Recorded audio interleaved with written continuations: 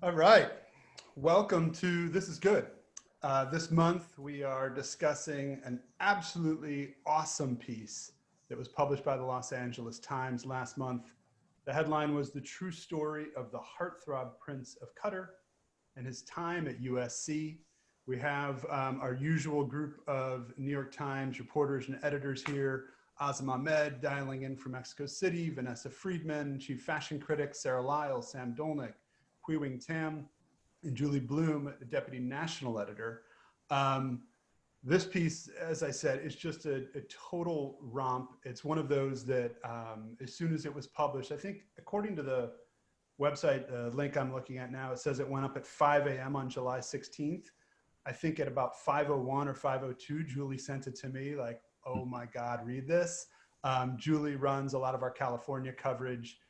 She knows a good story when she sees it, and we were both reading it like drooling. It's every paragraph is mind-blowing. At some points I thought, nah, they're just making it up at this point. So I wanted to bring Matt and Harriet in to ask them how in the world this came about. Julie, why don't you take it from there? Yeah, so every time I see a LA Times story with U.S.C. in the headline, my heart just drops because I know you guys are going to have a good story, and you've just done amazing coverage, Pulitzer winning over the years, and I love that you just haven't stopped. So I read this story and my immediate reaction was like, I didn't know this was the story I needed right now, but I did. Just the outrage, but outrage in a totally enjoyable way. So I'm wondering if you could start just telling us a little more about the tip you got and how it came about and, the reporting process a little bit. I guess I can go first. Thanks for having us. Yeah, about a year ago, we got a tip from a person who said that we should look into the U.S.C. education of this Qatari prince. And it was a few months after the college admissions scandal had kind of broken wide open, and U.S.C. was at this. Sorry to interrupt already. How'd you get the tip? What did that look like, and what did it say?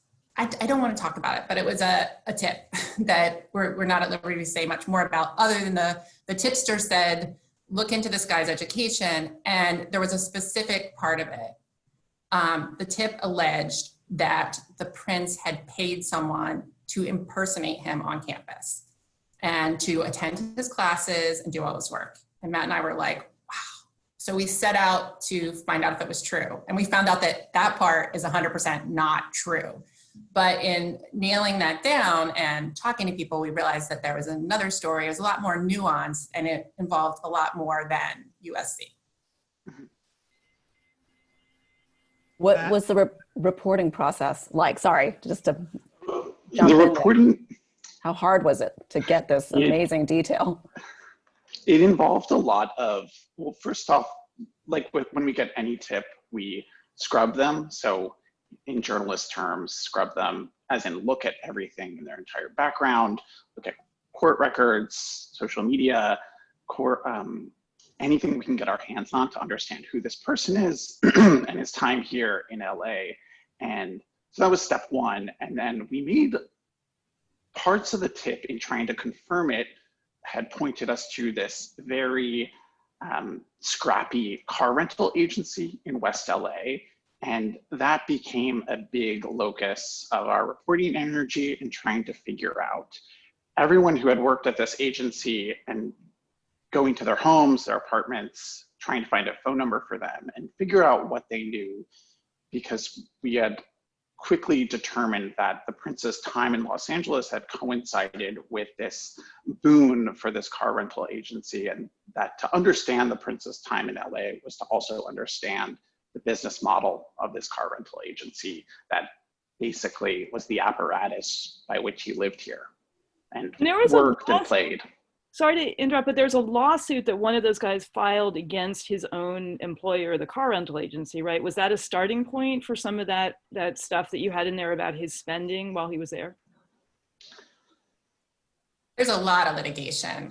This company, I mean, there's not only a lot of civil litigation, there was also a murder-suicide involving partners. I mean, it is kind of the messiest corporation, or one of the messiest that I've ever seen. And there's so many lawsuits. But yeah, I mean, that litigation gave us people to talk to, and also, in official papers allegations that money was kind of being used improperly with regards to this guy's stay in LA, and that did help us. I almost feel like I'm going to have you excuse us up front, Harriet and Matt, because obviously everybody's chomping at the bit to ask you a million questions about this, so we're all going to talk over each other. But and Azam even had to step out to take off his U.S.C. t-shirt. Stories like this, awesome. I would Power imagine out at like, the exact right time. They take on. It happens in fits and starts, I'm guessing, and there's some momentum for a while, and then it fades, and one source goes dark, and you find another, whatever.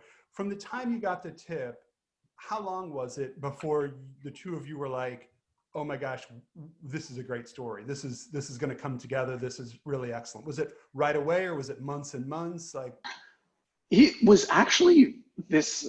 Unlike most stories, it takes a while to build the momentum and to understand, like, oh, we got something great in our hands. But we had very quickly determined there was something incredible here. It just, and I think after the first 1 or 2 or 3 interviews we did, we thought, okay, this is going to be a walk in the park. And, you know, we'll have a story filed in a month and we can move on with our lives. But this, we hit a wall in probably week 2 or week 3, and it really, that's when things just started to break down, and things that we thought we could confirm really quickly just fizzled fast. did you almost give up entirely? No. We were, it was too good to be true, and we just were determined. We knew there was something there, so let's put it that way. Matt and I, like, our thing is that we door knock people. Like, we always have this like document that we're working off of that will have like 15, 20, 50 names of people that we're going to go knock on their door. And we'll just like spend days doing that. And sometimes when we're looking into a tip, the reaction we get from people with door knock will be sort of like puzzled, like, yeah, I'm that person, but I don't know why you want to talk to me. And with this story, that's not the reaction we got. A lot of our door knocks were like, oh, I know why you're here, like those kind of things. And those are reassuring, even, yeah. You always door knock together? Yes. We do. We divide some of the other reporting, but for field work, we're generally, and I think that's a good reporting strategy, because usually the person that we're door knocking will respond to one of us better than the other. So I think we probably have a higher success rate in terms of getting people to talk and to trust us. How early did the prince's family or the prince know that you guys were looking into this, and what, if anything, did that affect? We reached out to the government in December, and you know, we have like a no surprises policy. If we're writing about somebody, we lay out like all of our reporting and then our questions, and they got that from us in December.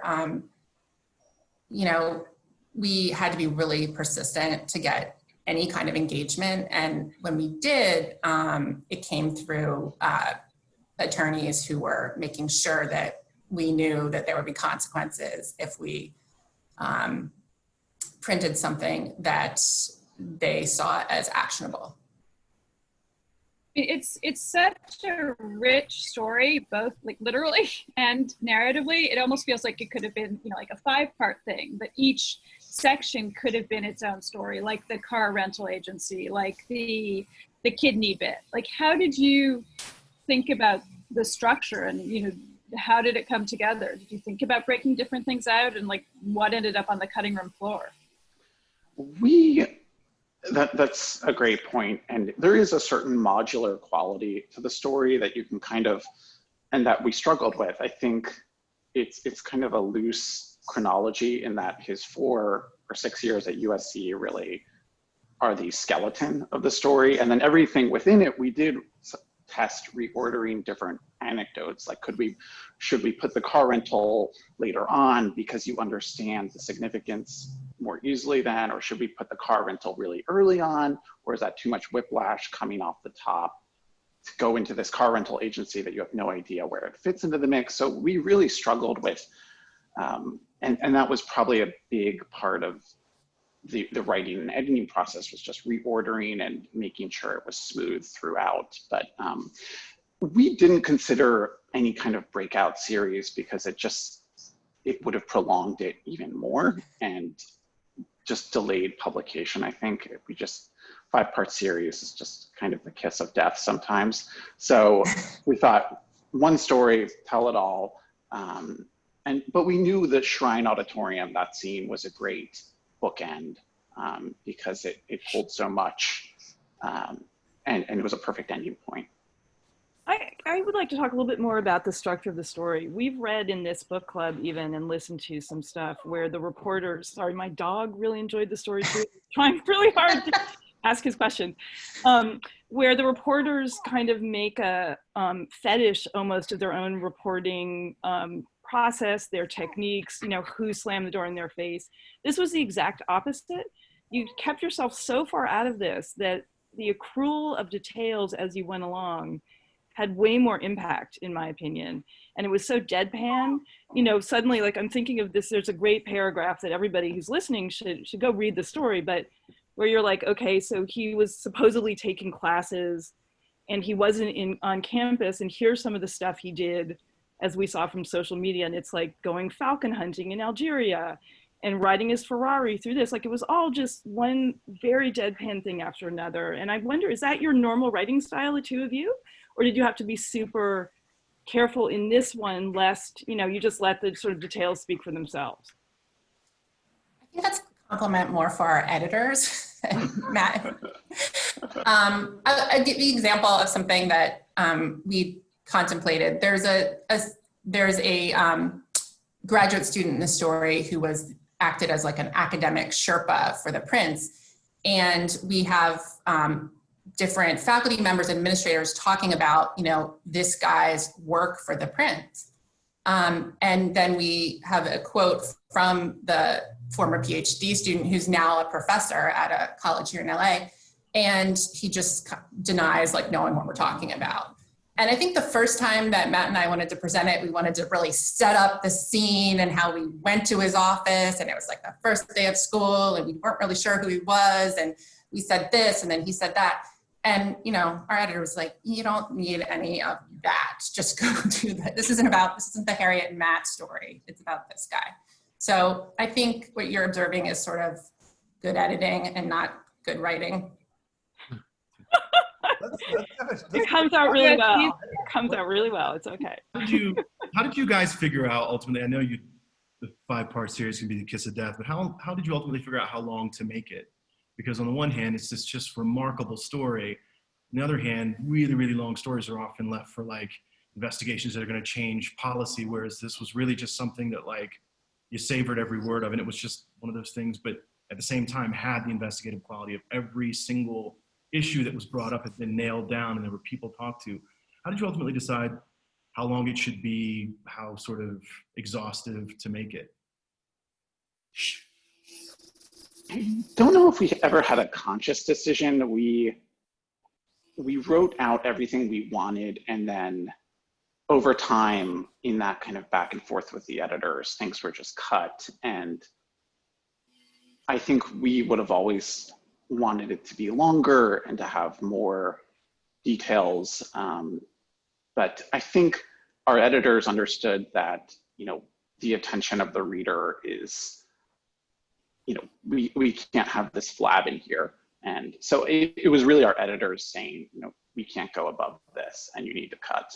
But the episode in there that just like completely stopped me cold was the kidney donation. Could you guys both retell it for people who would like a reminder, and then describe a little bit of the inside story, how you got that aspect of it? Because it was truly one of the more memorable things I've read this year. Yeah, within the Prince's retinue, there was a bodybuilder from Lebanon named Mado Khalid, and he was a trainer for the Prince who lived up to Beverly Wilshire. He's described the Sheikh as his boss on social media, and also something of a friend. And based on our reporting, he had he was on the brink of kidney failure. He was in dialysis, and people who had worked with him had said that he attributed steroid usage to the kidney failure. And in 2013, 2014, 2015, he chronicled his kidney transplant at Cedars-Sinai, and thanked the prince for enabling this kidney transplant, and also thanked the kidney donor, or the source of the kidney, the person who provided the kidney. And based on our reporting, the person who provided the kidney was an Egyptian man who had worked in Doha at some point, but also came to Los Angeles and was ultimately paid, based on our reporting, to provide his kidney. But he stayed on in Los Angeles afterward. And Mado, the bodybuilder, has continued to thank both the prince and this Egyptian man for the kidney that was provided to us. Now, it is illegal to pay someone for an organ in the US. It's illegal almost everywhere in the world except Iran. So, but here's about that episode. So I felt like throughout the story, so many people were just lying outright to you, and it was extraordinary. And when the doctor there was interviewed, he's like, I don't know anything about that, and people aren't supposed to do that, and we're happy to tell you we didn't know. I mean, that sounded like total BS to me. Did it to you as well? Well, I mean, we know that organ trafficking does go on to some extent, and it is a difficult crime to detect, and there's not a lot of incentive for like the hospital to detect it. We did what we could on our end, which is that there's federal disclosures that the hospital make about, you know, who gets organs and who pays for it, and we could see by process of elimination that the government of Qatar had paid for this transplant, which was somewhat significant. So it was a combination of looking at records like that, talking to people that had, you know, worked for the prince who were saying like, he totally paid that guy, he paid that guy, everybody knew he paid that guy. And then we tried to track down the donor, and I mean, it was crazy because the places that we had to go looking for him were just some of, I think Matt said that was the grossest place I've ever been in LA. I forget what you called it. Where was it? It was very difficult to find him because the names that he uses on social media are not his legal name. So it took several door knocks across Los Angeles, probably 2 or 3 weeks. And ultimately we ended up in an apartment that I don't want to disclose the location, and no one was there, and there were dogs barking everywhere. And we just I wrote out a letter in the hallway. We slipped it under the door and thought, well, that's that. And the husband of this person called a few days later, just outraged, screaming at me, saying that we had violated trespassing laws, just all these nasty text messages. But his quote in your piece was another brilliant moment of understatement, I thought. Like every single person, like, and it was the same with the prince's lawyers, like the way they were like, this never happened, and if it did, it happened so long ago. Like, you know, the sort of double speak. And what did the husband said something like, he's not interested in kind of, what was it? Sorry. He's not interested in any sort of story. And it was said in that very dismissive and just incredibly angry way. Yeah. So I want to try to work in some questions. What's the reaction of the place? Sorry. I was going to say, what was the reaction of U.S.C. to all of this? You know, what was the blowback after the piece? It was interesting.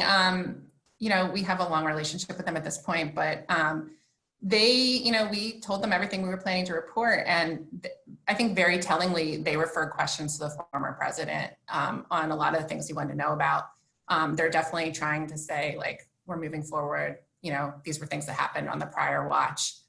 We know from sources in U.S.C. that there was a high level of amusement. Can I ask another quick question? Yeah. There was a detail in there where the manager of the Beverly Wilshire, where the prince is staying, calls UCLA and says, you should admit my guest at the hotel. What the hell? How did that happen? And how did you figure that out? We had heard whispers that there was some sort of high-level delegation that involved the Beverly Wilshire going to UCLA, and nothing that was confirmable. And I had submitted a public records request kind of on a lark, just seeing if there was any correspondence between him and the university, and that's what came back. I remember calling Harriet on a Friday night. UCLA always sends their public records on a Friday night. So it was, I think it was, might have been Valentine's Day, and I'm calling Harriet, and she's probably out to dinner. Like, this great email, you need to see it, check your email. So USC was like his safety school? Oh yeah. UCLA was the first choice? Oh yeah. And you know, when we called the UCLA dean that was like kind of identified in the public records request, he was like, I'm so glad you called. I've been telling the story at dinner parties for years.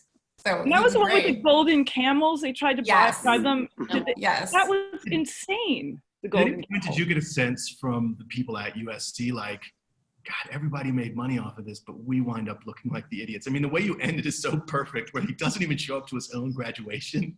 And they have a whole section blocked off. It was so humiliating. There was like a humiliation among them. That were the part, and the part where the professor was like, his papers are publishable. I thought that was like the best detail ever. But the other question I had is, how did you, I mean, did you have an entire team going through the social media, like the Instagrams, to match the photos with where they were? You know, I thought that was such a great technique, so. It was mostly Harriet and me. Just a lot of screenshots, a lot of Instagram time, a lot of time, you know, somewhat obsessively even. Our both of our spouses are a little sick of it at this point. We have a bunch of questions coming in from the public. One of them is high up in the story. This is from somebody, Tim Townsend. High up in the story, you included a response from the prince's spokesman that accused you of being racially insensitive. How did you think through engaging or not that accusation in your reporting and writing? It was really interesting. The spokesperson made the attack somewhat personal in that, not the attack, but his criticism of our story. You know, the LA Times, like every other institution in America, has been analyzing and evaluating how it treated Black journalists and employees over the decades. And our union, of which Matt and I are both active members, had the social media campaign drawing attention to the way the paper had treated its Black employees in the past. And they seized on that as evidence that we were not to be believed, and that, you know, we were only writing about this guy because of our long history of racism. Mm-hmm. I mean, we felt it was necessary to include it, but, you know, this is after several months of, we had given them voluminous questions, we had shared our reporting in an incredible amount of detail, and no responses were provided. So to get that at the 11th hour was just, well, you know, if you want to seize upon our history of racism in the current moment to try to discredit us, you know, we'll just include it and call it a day. And somebody else is asking about the academic Sherpa who is now at Occidental, is that right? Yes. What more can you tell us about him? Well, we knew that someone had been hired to assist the prince, or the prince had hired someone, but we didn't know who it was. We had like a universe of probably like 30 possible people it could be, and we knew it was a male. And so we were just door knocking and contacting those people. And we went to this professor, Professor Cortez, hoping that he would be able to point us in the right direction. And we went to his office, and as we were approaching his office, he walked up with some colleagues. It was the first day of school, I believe, or the day before the first day of school. And we introduced ourselves, and we said, we're trying to find out about, you know, a former PhD student at U.S.C. who may have worked for this member of the Qatari royal family. And he was like, no, I never heard of anything like that. No. And we were like, really? So other people have said that like it was common knowledge around, you know, the department. He goes, you're gonna have to talk to U.S.C. You're gonna have to talk to the department about that. I gotta go. And he just like ran off. And we, as I said, we turned to each other and we just said, oh my gosh, it's him, you know? And that we wanted to hear the whole story from him. We made numerous overtures to him, and he just has not commented ever beyond that comment in the hall that day. As far as you know, is he still at Occidental? As far as we know, he's still a tenure track professor there. Yes. So this is kind of borrowing from one of the audience questions, but since you guys published, have you heard anything else, any new anecdotes, any stuff you would have included in the story if you'd known at the time? Anything shake loose? We have. Can we talk about him? Is it? Yeah, you should. You should. No, I mean, we heard just about, we heard one anecdote that I probably shouldn't talk about it because we haven't published it yet. So. Oh. Yeah. But, So not fair. yeah. You Just say that it came from a former, I don't know, server at the Ivy restaurant. Mm-hmm. So it would have been great to have had beforehand. But. Yeah. And you're going to put it in an additional story? Are you going to do a follow-up with a sort of catch us up on all the litigation and stuff? We don't know what we're doing yet, but we did receive emails from people at the hotel, people familiar with the transplant situation, people familiar with his sort of spending habits in Beverly Hills. And what we heard was, you guys got it completely right. Did One it, of I the mean, did striking it things open up was the- different sort of reporting avenues for you? Like, did it send you off on sort of new tracks or make you think about LA or think about, you know, education differently? Like, what was your takeaway from it all? It really, to me, it introduced this whole world of concierges and what hotels and other businesses operating to the wealthiest in the world, and that money can buy so much. I mean, this is someone who is involved in the car rental business said this is someone who can literally hire someone to wipe his butt if he wants. And he said it with a straight face. Did your editor cut that out of the story? Yeah, sure. But it was Jason, just a total, it was unfathomable.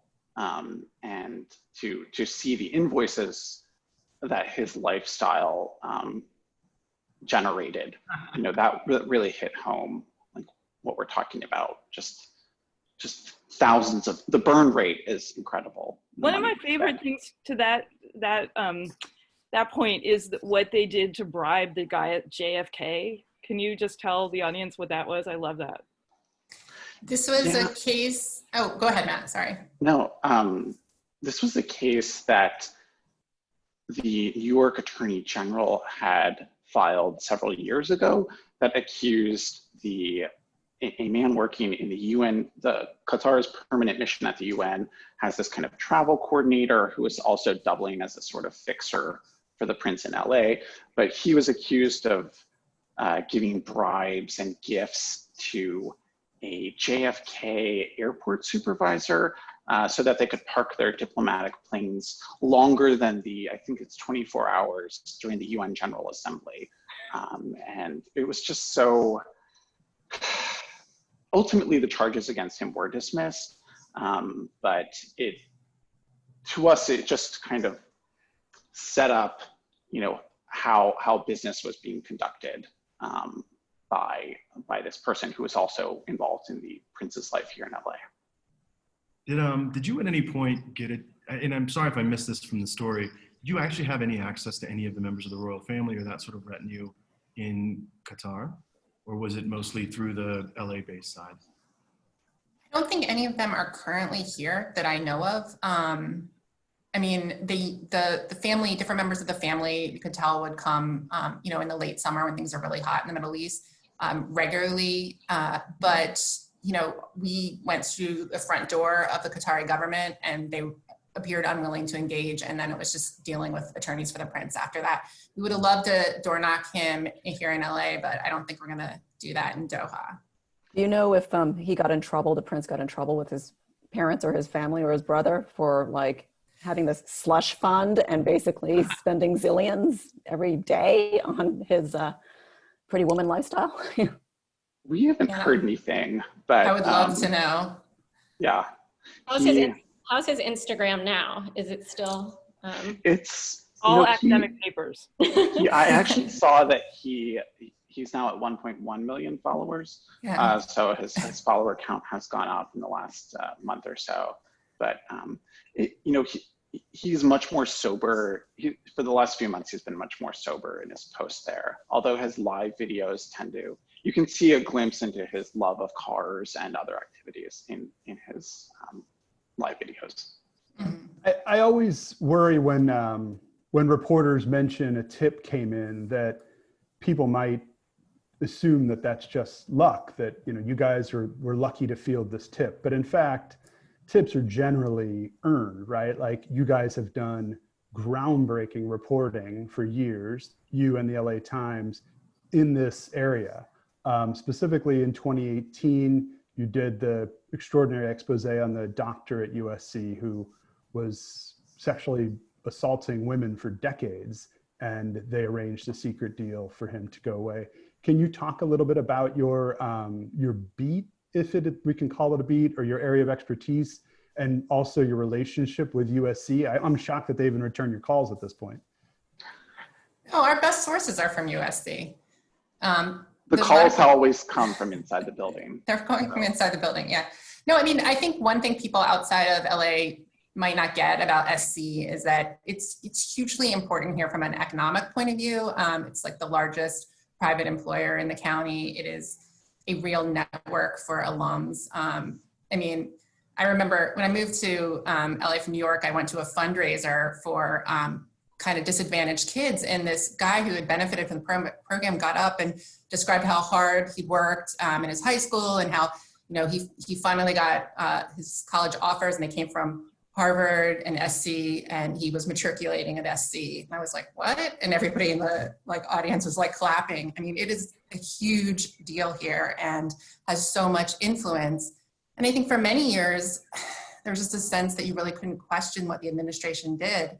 And they were so focused on becoming a more elite school and doing that through, getting donations and figuring out ways to make money, that they were also sweeping a lot of bad behavior under the carpet. And so, I know at the beginning you said, oh, you guys continue to write about SC. And we do hear sort of that criticism from time to time from people. But I would just say that we write about a tiny fraction of the SC tips that we get. I would say we get 2 or 3 SC tips every week. Wow. And at this point, the bar for writing about them is really high, but obviously the Prince met that bar. But it is like, it's more than a university in LA. It's another level. And Matt's an alum. I'm an alum, and it's, just to piggyback on that, you need to understand a lot of the power structure that governs LA. This is a board that includes, the board of trustees is Steven Spielberg and his longtime attorney, Bruce Raymer, Stanley Gold, Ray Irani, big corporate titans who are very well connected and who have a lot of power here. Also run the university, and I think a lot of our reporting has been to spotlight the lack of oversight at the university that power structure provided. Yeah, the thing that I thought was extraordinary was that just that one mention story that the Qatari government was the single biggest foreign donor in the U.S. educational system. That in itself, I was like, wow, that's a whole other story. Definitely. Speaking to that, why did you ever figure out why they didn't donate any money to USC after USC was so helpful to them? What was your hunch on that, or did you actually know even more about that? A big part is that Max Nikias was the president of USC for a long time, and he's a very skilled fundraiser. And the people who are close to him always said that Max played the long game, if you will, and cultivated relationships. And I think he genuinely wanted this Sheikh to come to USC to have a really unique undergraduate experience and to be, a true Trojan who could go back to his country and evangelize the greatness of USC. And I think that's one part of it. And then it kind of fizzled out because his undergraduate experience here wasn't what they intended it to be. Well, it didn't really exist. He left Yeah. and took courses remotely, right? For his master's degree. But even for his undergrad degree, I mean, he wasn't going to football games. He wasn't like, you know, hanging out. He was living in the with- dorms. Yeah. So I don't think he had the experience necessarily that breeds lifelong loyalty. If you were somehow to get an interview with the prince this afternoon, what would be the first question you would ask him? Oh my God. Why did you go to LA Mission College? That would be mine. Exactly. Yeah, Great that's a mystery that we never fully solved. Yeah. His Also- cousin went too, right? Or so, didn't he have, he knew people there already, wasn't? Two of his cousins also enrolled at the same time he did. So at least two of his cousins, I should say. And to those of you who don't know, Beverly Hills and LA Mission College are just on totally other sides of LA, and some of the worst traffic in America separates them. And it just makes no sense to stay at the Beverly Wilshire and study there. And also, given, Vanessa, something you raised about Qatar and the prince's mother, Sheikh Moza, have made higher education a cornerstone of their national ambitions. And they've gained a lot of power internationally in their support of education. And there are tons of elite American universities that have outposts in his literal backyard. So for him to come to Los Angeles and enroll at Mission College, it just, you know, it's perfectly fine. It just didn't really make sense. And we never got a straight answer as to why that was so. Also, if You they have have a ideas? 90,000, sorry, if they have a 90,000 square foot, whatever, on, you know, compound in LA, why was he living at the hotel? It was not built at that It time. was under construction, yeah. And the Qatari royal family has a long history of staying at the Beverly Wilshire in particular. The consulate is right behind the hotel, actually. But, you know, we found his half-brother was also staying at the hotel at different parts. A relative's ex-wife had some incident at the hotel several years ago. So there's, you know, he's not the first Al-Thani to stay there for a long period of time. So what's your theory about the community college? You got to have one. I wish we could tell you everything that we know but didn't publish.